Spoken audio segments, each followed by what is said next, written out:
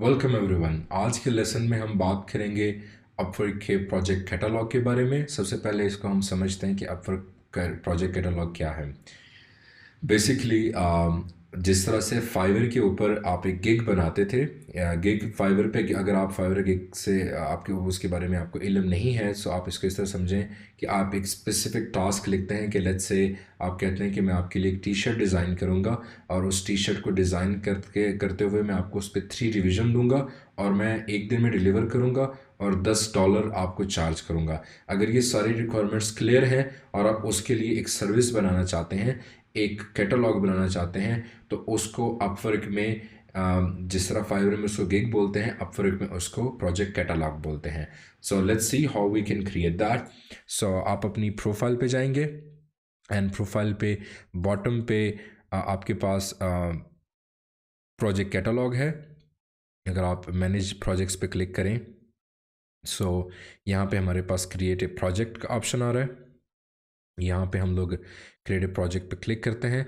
सो अब ये हमारे पास टोटल इसके स्टेप्स हैं कि हमारे पास उसका टाइटल क्या होगा, हम लोग किस कैटेगरी में बना रहे हैं, उसके एट्रीब्यूट्स क्या होंगे, टैग्स क्या होंगे जो हम यहाँ पे ऐड कर सकते हैं।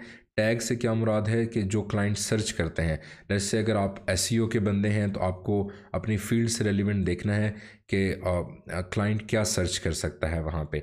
सो वो टैग्स आपने ऐड करने हैं। देन आपने प्राइसिंग ऐड करनी है, उसमें आपने जो इमेजेस आप ऐड करना चाहते हो एज ए सैम्पल के तौर पर वो आप ऐड कर सकते हैं। Next part will be requirements कि आपको क्लाइंट से क्या रिक्वायरमेंट्स चाहिए, आप उसमें उसकी डिस्क्रिप्शन ऐड कर सकते हैं। सो लेट्स से हम लोग कहते हैं you will get A SEO audit. अगर हम लोग एसईओ ऑडिट की बात करते हैं, ठीक है, for your website, just take this as an example. ठीक है जी।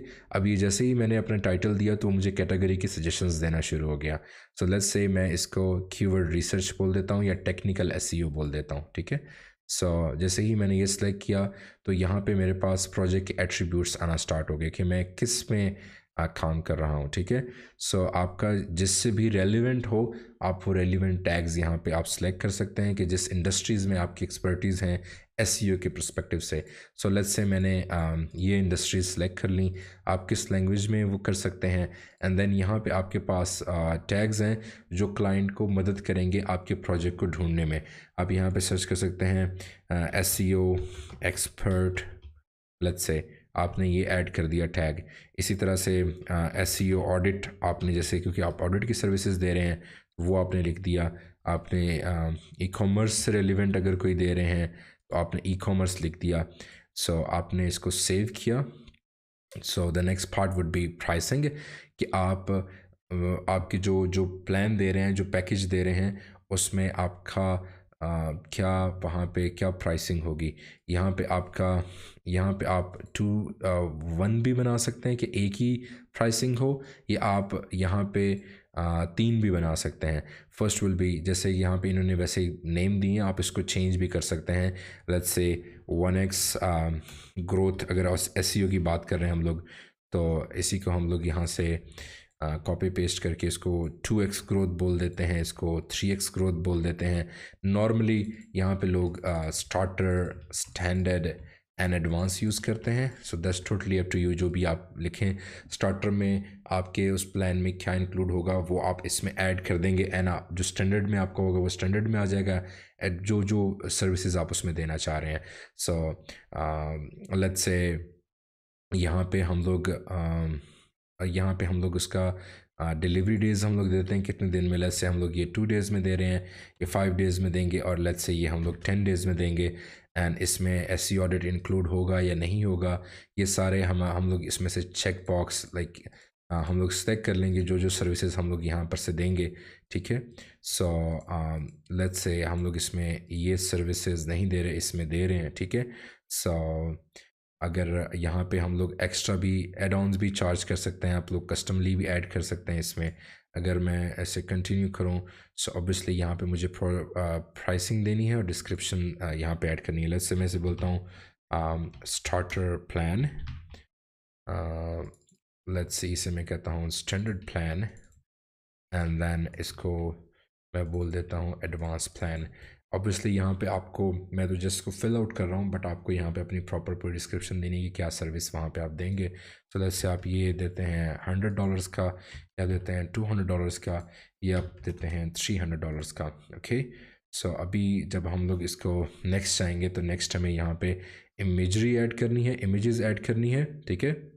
सो वो हम यहाँ पे ब्राउज़ करते हैं। Let's see if I could have any specific image. So let's say मैं यहाँ से ये इमेज, लेट्स से मैं कोई भी एक स्पेसिफिक इमेज ये यूज़ कर लेता हूँ फ़िलहाल। ओके ओके, अच्छा, इसमें आपको मैं ये टिप दूंगा कि आपने जो इमेज यूज़ करनी है वो बहुत सोच समझ के यूज़ करनी है कि उसमें आपका जो मैसेज है क्लाइंट को वो विजिबल हो जाए कि ये किस चीज़ से रेलिवेंट है और उसका उससे बेनिफिट क्या होगा। सो उसे क्लीन होना चाहिए। मज़ीद भी आप इस पे गाइडलाइन, गैलरी गाइडलाइंस आप पढ़ सकते हैं कि वो ब्लरी ना हो, डिसऑर्टेड वर्क ना हो, पोरली क्रॉप्ड इमेजेस ना हो, बहुत ज़्यादा हैवी टेक्स्ट ना हो उसके ऊपर, अपवर्क के लोगोज़ या बैजेस ना हो, ठीक है, उसके ऊपर दूसरी कंपनीज़ को रेफ़र ना करें, ठीक है, और वो आपका अपना काम होना चाहिए, किसी और से रेलिवेंट नहीं होना चाहिए। सो नेक्स्ट यहाँ पे हमें रिक्वायरमेंट ऐड करनी है। रिक्वायरमेंट से मुराद ये है कि जब भी कोई बंदा वो गिग या प्रोजेक्ट आपसे परचेज़ करना चाहेगा, सो आप यहाँ पे वो क्या ऐसी इंफॉर्मेशन यहाँ पे रिक्वायरमेंट्स दे कि यहाँ पे जो है प्रोजेक्ट आपको जॉब देने से पहले वो यहाँ पे अपनी requirements they they. So let's say यहाँ पे हम लोग कहते हैं complete requirement document. Okay, so let's say हम लोग ये मैंडेटरी कर देते हैं, ये हम ऐड कर दिया हमने। नेक्स्ट यहाँ पे हमारी डिस्क्रिप्शन आ जाएगी प्रोजेक्ट की समरी, और यहाँ पे जो इसके स्टेप्स हैं, फर्स्ट स्टेप क्या होगा, क्लाइंट ऑब्वियसली उसको परचेज़ करेगा, अपनी रिक्वायरमेंट्स देगा। नेक्स्ट आप उस पर काम करके सबमिट करेंगे, रिव्यू देंगे। लाइक एक पूरा आप यहाँ पे स्टेप्स आप ऐड कर सकते हैं, और जो कि मैंडेटरी हैं, at least 1 step required. So let's say आप इसे बोल देते हो रिक्वायरमेंट। अभी मैं ये just as a fill out कर रहा हूँ, ठीक है।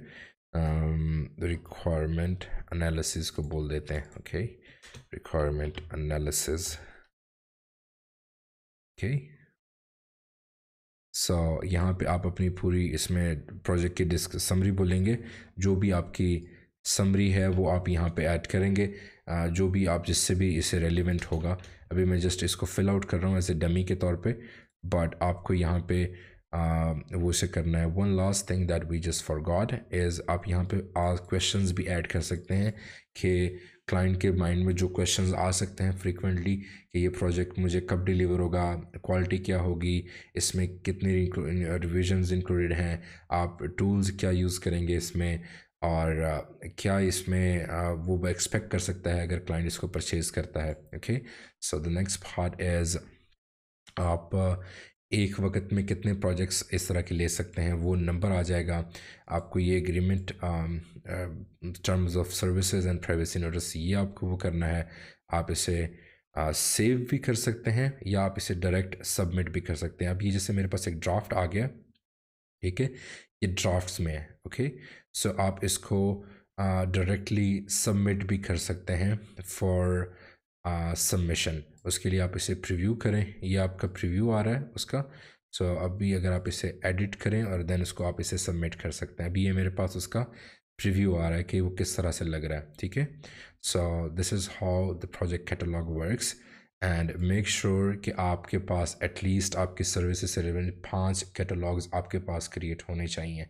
सो आई होप कि आपको प्रोजेक्ट कैटलॉग क्लियर होगा। Thank you.